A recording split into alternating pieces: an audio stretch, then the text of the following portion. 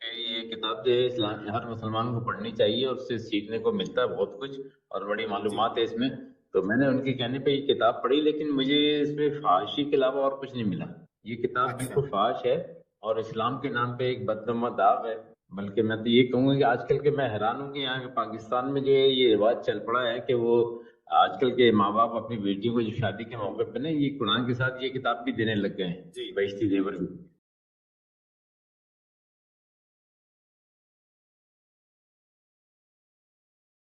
آگے چلی بات تو میں کوئی تقریباً 25 سال کے قریب جو ہے میں اس میں رہا, یعنی پیدائش کے بعد سے اپنے بریلوی اس میں رہا, جھاڑ پھونک میں رہا.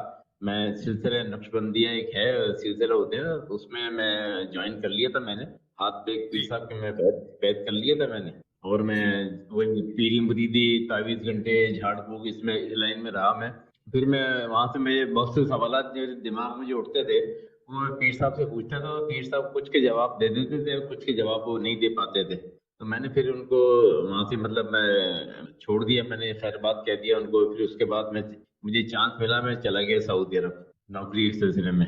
تو وہاں پر میں تقریباً 40 سال میں نے لگائے سعودی نیوی میں رہا وہاں پر جدہ میں. اور سعودی وہاں پر نیوی میں رہے جدہ آپ؟ میں بھی ان کا نیٹ ورک ہے.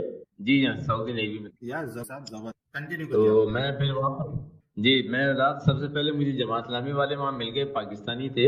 ان کا بہت بڑا حلقہ ہے اور جدہ پوری جدہ میں 52 جگہ پہ یہ ہفتہ واری جو ہے نا درس ہوتے ہیں, ان کے درس قرآن جماعت والوں کے. تو ان میں سے مجھے دعوت دی انہوں نے, میں نے ان کو جوائن کر لیا اور تقریباً 5 سال تک میں ان کے ساتھ چلتا رہا.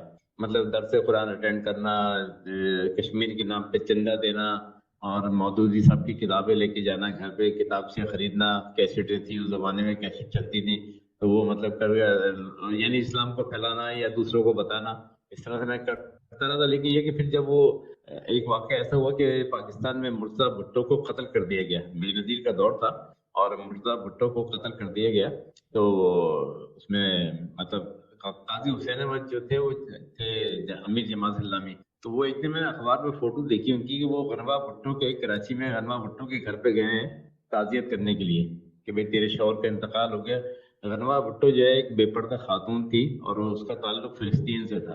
تو جی بہرحال یہ کہ میں نے پھر اپنے امیر صاحب سے پوچھا, میں نے کہا کہ ہمیں تو آپ سونے نور کی آیتیں سناتے ہیں, پردے کے احکامات بتاتے ہیں آپ کے, قرآن نے یہ کہا قرآن نے وہ کہا, لیکن میں نے کہا کہ یہ بتائیے کہ یہ قاضی حسین احمد صاحب کے ساتھ جو ان کا ایک شیطان تھا, وہ کیا شیطان کو باہر کھڑا کر کے گئے تھے کیا؟ وہ اپنے ساتھ لے کے نہیں گئے تھے؟ 6 آدمیوں کی ٹیم وہ لے گئے اور 6 آدمیوں کی ٹیم میں کوئی بھی عورت نہیں. میں نے کہا طریقہ تو اسلامی طریقہ تو یہ ہوتا ہے کہ وہ قاضی حسین احمد اپنی بیوی کو لے جاتے ہیں اور اس سے کہتے ہیں کہ انور بھٹو تو پردہ کر, تجھے سامنے آنے کی ضرورت نہیں ہے, اور تو بیوی سے کہتے ہیں کہ وہ اپنے میرے جذبات جو ہے نا وہ پہنچاتے ہیں ان کے مطلب انور بھٹو تک.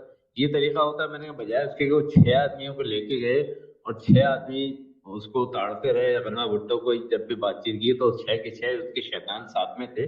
تو میں نے کہا یہ کیسا اسلام ہے یار, ہمیں تو آپ بتاتے ہو اسلام ہے لیکن خود پہ عمل نہیں کرتے. میں نے کہا بریلوی میں تھا, بریلویت میں تو وہاں پر پیر کے اوپر جو ہے شریعت کا اطلاق نہیں ہوتا تھا, اور یہاں پر جماعت اسلامی میں آیا تو یہاں پر امیر کے اوپر امیر جو ہے شریعت سے مبرہ ہے. میں نے کہا اس طرح کا اسلام مجھے پسند نہیں ہے. تو پھر دوسرا واقعہ یہ ہوا کہ اس زمانے میں جو ہے وہ مطلب قاضی حسین احمد صاحب جو ہے کہ سارے بیٹا بیٹی جتنے بھی ہیں نا سب امریکہ میں پڑے ہوئے ہیں. تو یہ ہوں لاہور سے فلائٹ جاتی تھی امریکہ, تو وہاں پر یہ بیٹھا کے آتے تھے صبح کے ٹائم امریکہ کے جہاز میں اپنے بیٹا جی بیٹی کو, اور شام کو آ کے لاہور شہر میں یہ جھنڈا جلاتے تھے امریکہ کا, اور جارج بش کا پتلا بھی جلاتے تھے. تو وہ بھی میں نے پکڑ لیا. میں نے کہا یہ کیا دو رنگی کیا ہے, منافقت ہے یہ. تو صبح آپ اپنے بیٹا بیٹی کو جہاز میں وہاں بٹھا کے آ رہے ہیں امریکہ جانے والے میں, اور شام کو آ کے لاہور شہر میں اسی شہر میں آپ جو ہے اس کے خلاف وہ جلوس نکالوا رہے ہیں, اس کے خلاف آپ مطلب جھنڈے جلا رہے ہیں اس کے امریکہ کے, یا اس کے پتلے جلا رہے ہیں جارج بش کے. میں نے کہا یہ تو منافقت ہوئی.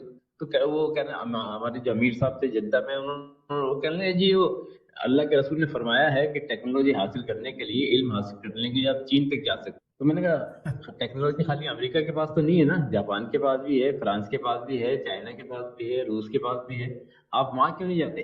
تو وہ کوئی ہوں مطمئن جواب دے نہیں سکے. میں نے کہا کہ اصل مسئلہ یہ ہے کہ امریکہ کی ڈگری کی جو ہے اہمیت کچھ اور ہے اور دوسرے ہوں ملکوں کی ڈگری کی اہمیت کچھ اور ہے.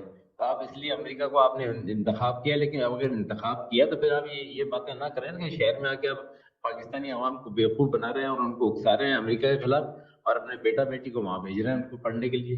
میں نے کہا یہ تو دورنگی ہو گئی، منافقت ہو گئی. تو بہرحال وہ پھر میں نے جماعت میں جان چھڑائی. میں مطلب دوسری میں تلاش میں تھا، کیونکہ میں چاہتا تھا اصل اسلام تک میں پہنچ جاؤں، اسلام کی تلاش میں تھا. تو پھر میں نے تحریک منہاج القرآن کو جوائن کر لیا، یہ ڈاکٹر طاہر القادری کی تحریک منہاج ہاں القرآن، ہاں وہاں پر ہاں جوائن کیا. جی جی. تو وہاں پر میں رہا، پھر چھٹی بھی آیا کراچی میں، ان کے مرکز جو ان کا بڑا تھا یا دفتر وہاں گیا، وہاں سے کیسٹیں ان کی کتابیں وغیرہ خریدی. بہت میں ان کا عزت کرتا تھا، احترام کرتا تھا. لیکن یہ کہ ان کو دیکھا میں نے کہ وہ مطلب عمل نہیں کرتے، خالی گپے گپے مارنا اور جھوٹی حدیث کا سہارا لینا، جھوٹے خوابوں کا سہارا لینا. تو وہ مطلب یہ ڈاکٹر طاہر القادری جو ہے وہ بھی مجھے پسند نہیں آئے. اور پھر میں نے ان کو دیکھا کہ جھوٹی حدیث انہوں نے جیسے زمین پہ حرام کر دیا اللہ نے کہ وہ نبیوں کے جسموں کو کھائے، یہ کرے اور وہ کرے. تو مطلب اس طرح سے اچھا 15 یا 20 سال پرانی بات ہے، ان کا ایک بیان آیا ہے پاکستان کے سارے اخباروں میں آیا ہے. وہ بیان یہ تھا کہ اللہ کے رسول لاہور تشریف لے کے آئے اور ان کے پاس ہوٹل کا کرایہ ادا کرنے کے پیسے نہیں تھے. میں نے ان کا بل ادا کیا اور ان کے پاس مدینہ واپس جانے کا ٹکٹ بھی نہیں تھا. میں نے ٹکٹ ان کا مطلب ٹکٹ بنوا کر دیا. تو میں حیران ہوا، میں کہ پاکستان کے اتنے بڑے بڑے عالم دین ہیں، کسی نے نہیں کہا کہ یہ تم رسول کی توہین کر رہے ہو. اللہ کے رسول کو مدینے کی خبر سے آنے کی ضرورت کیا تھی پاکستان کے دورے پر؟ سوال تو یہ پیدا ہوتا ہے. اور اگر آ بھی گئے تھے تو اگر ان کے پاس پیسے نہیں تھے تو بھائی ٹھہرنے کی ضرورت کیا تھی؟ کسی عالم دین کے گھر پہ ٹھہر جاتے، ہوٹل میں ٹھہرنے کی کیا ضرورت تھی کہ طاہر القادری صاحب جو ہے پیمنٹ کر رہے ہیں ان کی. اور آج کل کا زمانہ ماڈرن زمانہ ہے، کمپیوٹر کا دور ہے. ہر ہوٹل کے مطلب ایک رجسٹر ہوتا ہے ہوٹل میں، روزنامہ جس کو کہتے ہیں، جہاں پر انٹری ہوتی ہے کتنے لوگ آئے کتنے گئے. اس میں دیکھ لو محمد نام کا کوئی آدمی اگر وہاں پر رہا ہو اس ہوٹل میں یہ اچھا. پھر یہ کہ ایئر لائن میں بھی یہ حال ہے، کمپیوٹر کا زمانہ ہے، وہاں سے ٹکٹ ایشو ہوتا ہے تو آپ کمپیوٹر کے ذریعے چیک کر سکتے ہیں کس کو ٹکٹ ایشو ہے. تو میں نے کہا محمد صاحب کے پاس اگر پیسے نہیں تھے تو ان کو مدینے کی خبر سے نکل کے یہاں آنا ہی نہیں چاہیے تھا. اور آنا چاہیے تھا تو پیسوں کا انتظام کر کے آتے کسی کے خواب میں. مطلب یہ سب جھوٹی باتیں اس نے اڑائی ہوئی تھی طاہر القادری صاحب نے. تو پھر میں نے ان کو چھوڑ دیا. میں نے کہا یہ سب ایسے پھینکو آدمی ہے، جھوٹا آدمی ہے، چھوڑو آدمی ہے. تو میں نے پھر ان سے مطلب ان کو آخری سلام کیا. اس کے بعد پھر مجھے ایک آدمی ایک صاحب ملے، انہوں نے مجھے تبلیغی جماعت میں کرا دیا، کہہ رہے ہیں آپ یہاں پر آ جائیں ہمارے پاس، یہ سب سے اچھا فرقہ ہے، سب سے اچھا مسلک ہے. اور ان کے بڑے پیروکار ہیں، بنگلہ دیش میں بھی ہیں، نظام الدین دلی میں بھی ہیں، اور لاہور میں رائے گنج میں بھی ہیں. ان کی بڑی شاخیں ہیں، پوری دنیا سے اجتماع ہوتا ہے سالانہ، اور بڑے لوگ آتے ہیں، گورے بھی آتے ہیں. میں نے کہا چلو ٹھیک ہے جی، میں تو اسلام کی تلاش میں تھا. اب میں وہاں چلا گیا تو وہاں پر 3 دن میں نے 2 دفعہ لگائے، ہر مہینے 3 دن جو ہے میں چلا جاتا تھا. میری فیملی وہیں پر تھی، لیکن فیملی کو خرچہ دے کے میں جاتا تھا. تو لیکن فیملی ناراض ہوتی تھی، وہ کہتی تھی ہم یہاں پر یہ کیا تم نے لگایا، یہ کون سے ٹائپ کا اسلام ہے؟ اللہ کے رسول یا صحابہ کرام نے کسی نے بھی ایسا نہیں کیا کہ 3 دن کے لیے غائب ہو گئے ہوں اپنے بیوی بچوں کو اکیلا چھوڑ کے، آپ ہمارے حقوق ادا کریں. یہ کیا چیز ہے؟ میں نے پھر ان کو بتایا کہ میں نے کہا بھائی ایک طریقہ ہے، چلو اس کو جوائن کرتا ہوں. تو لیکن مثلا وہاں جا کے میں نے دیکھا کہ وہ مولانا زکریا جو ہے کہ انڈیا کے مولانا ہیں جن کا انتقال ہو چکا ہے، ان کی کتاب پڑھتے تھے وہ، بھائی یہ اپنے فضائل اعمال. نام یہ کرتے تھے کہ اللہ کی راہ میں، یہ اللہ کی راہ تو نہیں، اللہ کے قرآن تو وہ تھوڑا سا پڑھتے تھے، لیکن اصل زیادہ وقت جو ہے گزرتا تھا وہ فضائل اعمال پڑھتے ہوئے. تو میں نے کہا کہ اللہ کی راہ تو یہ نہیں ہوئی، یہ تو مولانا زکریا کی راہ ہوئی، اس کا مطلب وہ پڑھتے تھے. تو میں پھر وہاں سے مطمئن ہوا. وہاں پر پھر مجھے ایک آدمی نے کہا کہ یار یہ فلاں پیج پہ فضائل اعمال میں یہ بات لکھی ہوئی ہے جھوٹ. میں نے کیا بات لکھی ہوئی ہے؟ تو کہنے وہ اس نے پورا واقعہ بیان کیا کہ وہاں پر وہ جھوٹی احادیث، ساری ضعیف احادیث جو ہے نا اس کتاب میں جمع کر دی گئی ہیں فضائل اعمال میں، ساری ضعیف. تو وہ میں نے کہا یہ بات تو صحیح ہے. سوری، آپ کو جو فضائل اعمال ہے جی جی اس میں اکثر چیزیں جو ہے آپ کو خواب والی ملے گی. جی جی خوابوں کا سارا لیا گیا. یہ نشانی ہوتی ہے جھوٹ کی نشانی. جب وہ جھوٹ کو کور کرنا ہوتا ہے تو وہ خوابوں کا نشان، مطلب خواب جو ہے اس میں ڈالنے پڑتے ہیں. اور یہ چیز سنیت میں بھی ہے، یہ چیز شیعیت میں بھی ہے، یعنی شیعہ سنی دونوں کا مذاہب ہے نا، وہ اسی پہ چل رہے ہیں خوابوں پہ.